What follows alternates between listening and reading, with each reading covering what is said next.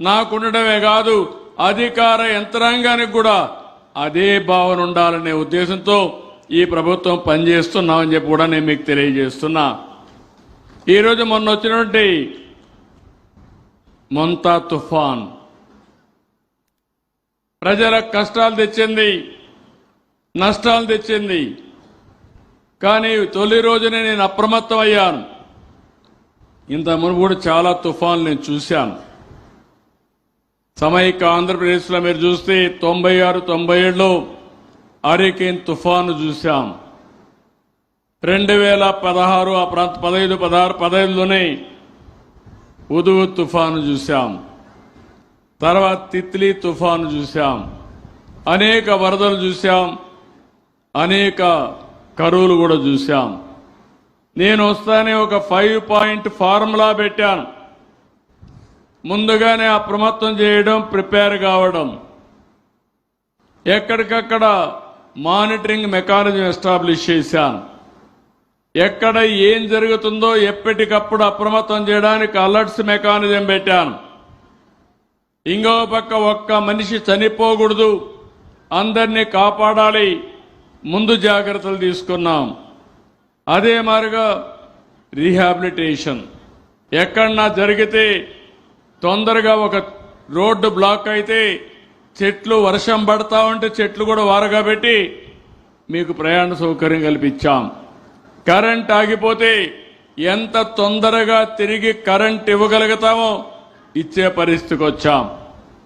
ఇవన్నీ చేసిన తర్వాత ఈరోజు మళ్ళా మీరు ఒకసారి ఆలోచిస్తే నష్టపోయిన రైతాంగానికి, నష్టపోయిన ప్రతి ఒక్కరికి మళ్లీ న్యాయం చేయడం కోసం 5 రోజుల్లో ఏ విధంగా ఆర్థిక సహాయం చేయాలి, కడాన పంట పొలాల్లో నీళ్లుంటే ఆ నీళ్లు కూడా తీసేయడానికి ప్రత్యేకమైన శ్రద్ధ పెట్టి ఎక్కడ పంట కుళ్ళిపోకుండా అన్ని జాగ్రత్తలు తీసుకున్నాం. ఇది ఈరోజు ఒక బాధ్యతతో చేసిన పని. దీనివల్ల మీరు చూస్తే చాలా పగడ్బందీగా ముందుకు పోయాం. కాబట్టి 5,200 కోట్ల రూపాయల ఆస్తి నష్టం జరిగింది. 2 మాత్రం ప్రాణాలు పోగొట్టుకునే పరిస్థితికి వచ్చారు. నేనైతే రాత్రింబగళ్ళు నేను కానీ మంత్రివర్గ సభ్యులు ఎవరైతే ఉన్నారో వాళ్ళు కానీ ఇవన్నీ కూడా చేశాం. ఉద్యోగులు కూడా మీరు ఒకసారి చూస్తే నేను మనస్ఫూర్తిగా అభినందించాను. ప్రభుత్వ యంత్రాంగం సమర్థవంతంగా పనిచేసింది. చీఫ్ సెక్రటరీ దగ్గర నుంచి గ్రామ స్థాయిలో ఉండే సచివాలయ సిబ్బంది వరకు సమర్థవంతంగా పనిచేయించిన ఘనత ఈ ఎన్డీఏ ప్రభుత్వానిదని మరొకసారి మీకు విజ్ఞప్తి చేస్తున్నా. ఎక్కడన్నా ఒక వ్యక్తి ఇబ్బందుల్లో ఉన్నా అంటే ఆదుకున్నాం. ఇంకొక పక్క ఎక్కడైనా ఈ విపత్తు వస్తుందంటే ముందు జాగ్రత్తగా అతనికి చెప్పి అవసరమైతే బలవంతంగా సురక్షిత ప్రాంతాలకు తీసుకెళ్లామని చెప్పి కూడా నేను మీకు తెలియజేస్తున్నా. అదే మరిగా ప్రజాప్రతినిధులు ఇప్పుడే కందికుంట్ల ప్రసాద్ గారు చెప్పినట్టు ఎక్కడికక్కడ ఎమ్మెల్యేలు అప్రమత్తమయ్యారు, ఎంపీలు అప్రమత్తమయ్యారు, జిల్లా యంత్రాంగంతో కలిసి పనిచేశారు. రియల్ టైంలో మానిటర్ చేశాం. 5 రోజులు మానిటర్ చేశాం. ఈ 5 రోజుల వల్ల ఎక్కడా ఎలాంటి ఇబ్బంది లేకుండా దీని మీద గట్టెక్కగలిగామని చెప్పి నేను మీకు తెలియజేస్తున్నా. నేను ఆ రోజు ఒకసారి మీ అందరికీ చెప్పాను. ఇప్పుడు ఇక్కడ చూస్తే అందరి దగ్గర సెల్ ఫోన్లు ఉన్నాయా? సెల్ ఫోన్లు ఉన్నాయని వాళ్ళు చేలిపైకి ఎత్తండి, చూపించండి మీ సెల్ ఫోన్లు.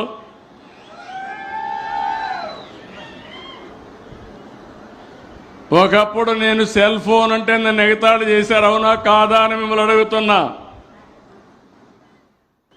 ఆ రోజు సెల్ ఫోన్ అంటే ఎగతాళి చేసిన వాళ్ళు ఈరోజు సెల్ ఫోన్ వాడే పరిస్థితికి వచ్చారు. వాళ్ళు కూడా వాడుతున్నారు.